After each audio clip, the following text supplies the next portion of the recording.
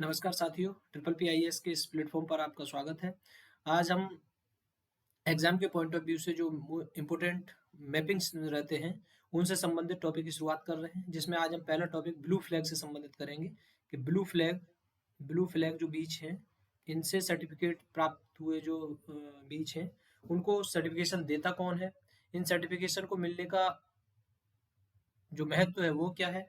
तो ये जो सीरीज होने वाली है ये आने वाली जो प्री परीक्षा है यूपीएससी की हो, यूपीपीसीएस, बीपीएससी, एमपीपीएससी और अदर स्टेट एग्जाम, साथ ही साथ सीडीएस, एनडीए, जिसमें भी मैपिंग से संबंधित क्वेश्चन आते हैं, उनसे रिलेटेड आपके लिए बहुत ही महत्वपूर्ण है। सबसे पहले तो यहाँ पर आपको यह जानना होगा कि ब्लू फ्लैग एक्चुअल में होता क्या है और किस संस्था के द्वारा इसको प्रदान किया जाता है, यानी ब्लू फ्लैग सर्टिफिकेशन किस इंस्टीट्यूशन के द्वारा प्रदान किया जाता है। तो सबसे पहले मैं आपको बताऊं कि एक एनजीओ है डेनमार्क का। डेनमार्क का एक एनजीओ है, डेनमार्क। इस डेनमार्क के एक एनजीओ जिसका नाम है FEE, इसकी फुल फॉर्म आपको पता हो।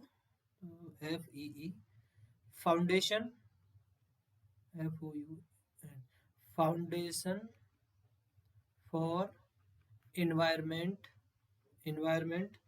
Education, foundation for environment education, FEE। इस फाउंडेशन के द्वारा, एनजीओ के द्वारा ब्लू फ्लैग प्रमाणन प्रदान किया जाता है। इसके लिए जो शर्तें हैं वो शर्तें क्या हैं?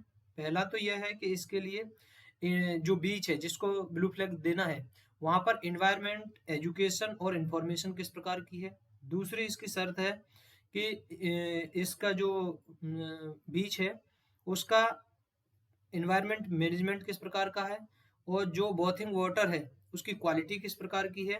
साथ ही यहाँ पर कंजर्वेशन से संबंधित किस प्रकार के कार्यक्रम चलाए जा रहे हैं। ये 4 शर्तें होनी चाहिए किसी बीच को ब्लू फ्लैग सर्टिफिकेट प्राप्त करने के लिए, तब उसको यह ब्लू फ्लैग प्रदान किया जाता है।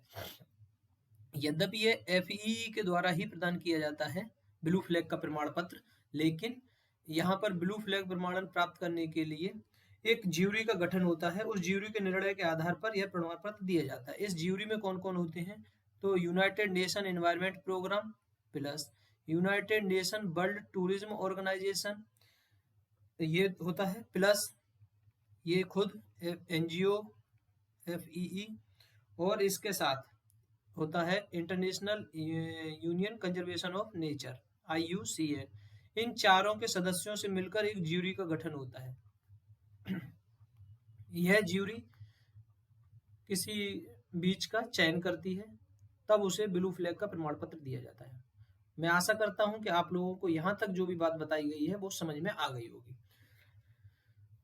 यदि आप लोगों को हमारे जो सीरीज चल रही है मैपिंग से संबंधित, और अभी तक हमने हिस्ट्री, पॉलिटी के जो सेशन कवर किए हैं, यदि आप लोगों को पसंद आ रहे हैं तो आप इसको अपने दोस्तों के साथ ज़्यादा से ज़्यादा शेयर करें और लाइक करें, और यदि इस प्लेटफॉर्म पर आप नए हैं तो इस प्लेटफॉर्म को सब्सक्राइब करें। मैपिंग से संबंधित हमने अभी 3 लेक्चर प्लेस इन न्यूज से संबंधित नेशनल और इंटरनेशनल के कवर किए हैं। जिन लोगों ने भी उन लेक्चर्स को नहीं देखा है, लिंक डिस्क्रिप्शन बॉक्स में प्रोवाइड करा दी गई है। लिंक आपको डिस्क्रिप्शन बॉक्स में मिल जाएगी और इस वहां से जाकर आप इसको देख सकते हैं। साथ ही इनसे संबंधित जो पीडीएफ है, यदि आपको वो पीडीएफ चाहिए, ये ब्लू फ्लैग से संबंधित पीडीएफ चाहिए, तो आप इस पीडीएफ को हमारे ऑफिशियल टेलीग्राम चैनल से जाकर, triple P official Telegram channel है, वहां से जाकर प्राप्त कर सकते हैं। इसकी लिंक डिस्क्रिप्शन बॉक्स में अवेलेबल है। अब हम देखेंगे कि भारत में किन बीचेस को ब्लू फ्लैग का प्रमाण पत्र मिला हुआ है। तो हम मैपिंग के थ्रू देखेंगे। मैपिंग के थ्रू करने का मेरा आशा यह है कि जो पिक्चराइजेशन होता है, यानी जो विजुअल इमेज होती है, वो हमारे माइंड पर ज्यादा देर तक टिकी रहती है कंपेरेटिवली जो टेक्स्ट इमेज होती है। तो इसलिए हम यहाँ से करने का प्रयास करेंगे। तो पहला हम देखेंगे कि ये गुजरात के अंदर है, शिवराजपुर। कहाँ पर है? गुजरात में, द्वारका में। तो पहला तो ये हो गया शिवराजपुर। मैं क्रोनोलॉजी यहाँ पर ईयर वाइज नहीं बता रहा हूँ, ये मैं केवल याद करने के लिए बता रहा हूँ। शिवराजपुर बीच है द्वारिका का, पहला प्रमाणन बीच हो गया ब्लू फ्लैग से संबंधित। दूसरा है घोंगला बीच, ये दीव में स्थित है, दूसरा। तीसरा हो गया पदुबिद्री और कासरगोड, ये दोनों ही कर्नाटक के हैं। आप ये याद रखेंगे, पादुबिद्री और कासरगोड, ये दोनों बीच कहाँ के हैं? कर्नाटक के। तीसरा 4 और 5वां बीच आप याद रखेंगे कप्पड़ बीच। कप्पड़ बीच आप याद रखेंगे, ये केरला का बीच है। कप्पड़ बीच कहाँ का है? केरला का। यहाँ पे लिख देता हूँ मैं, केरला का बीच है कप्पड़ बीच। इसके बाद हम आते हैं 6 नंबर का बीच है, ये कोवलम बीच है। ये कहाँ का है? तमिलनाडु का है। कोवलम, कोवलम तमिलनाडु का है। नेक्स्ट हम आगे बढ़ेंगे, 7th नंबर का बीच है। ये 7th नंबर का बीच जो है वो ईडन बीच है, पुदुचेरी का है।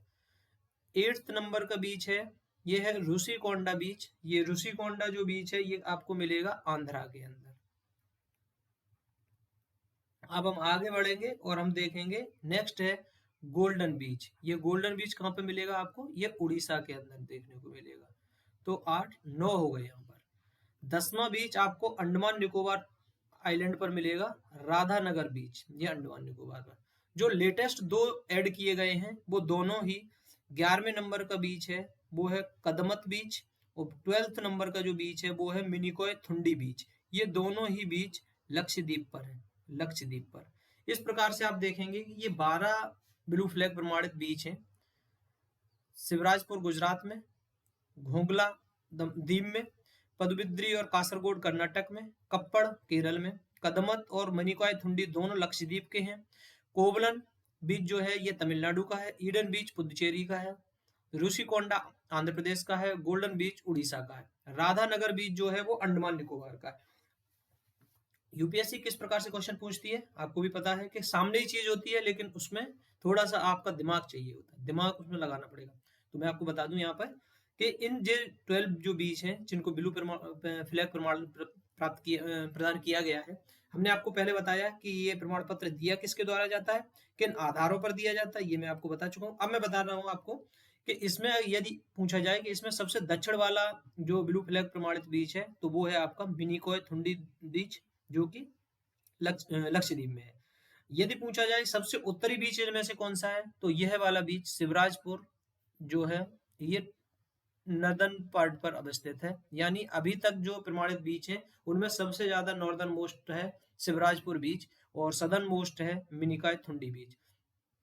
आपकी जानकारी के लिए यहाँ पे मैं बताना चाहूंगा कि ये जिस प्रकार से ब्लू फ्लैग प्रमाणन FEE का FEE foundation for environment education Denmark का जो एनजीओ है, इसके द्वारा जो ब्लू फ्लैग सर्टिफिकेशन का जो प्रोग्राम चल रहा है, इसी प्रकार से भारत के द्वारा गवर्नमेंट ऑफ इंडिया के द्वारा एक प्रोग्राम चलाया जा रहा है और इस प्रोग्राम का नाम है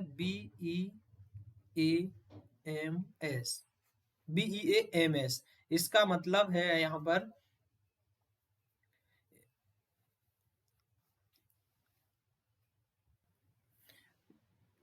बीच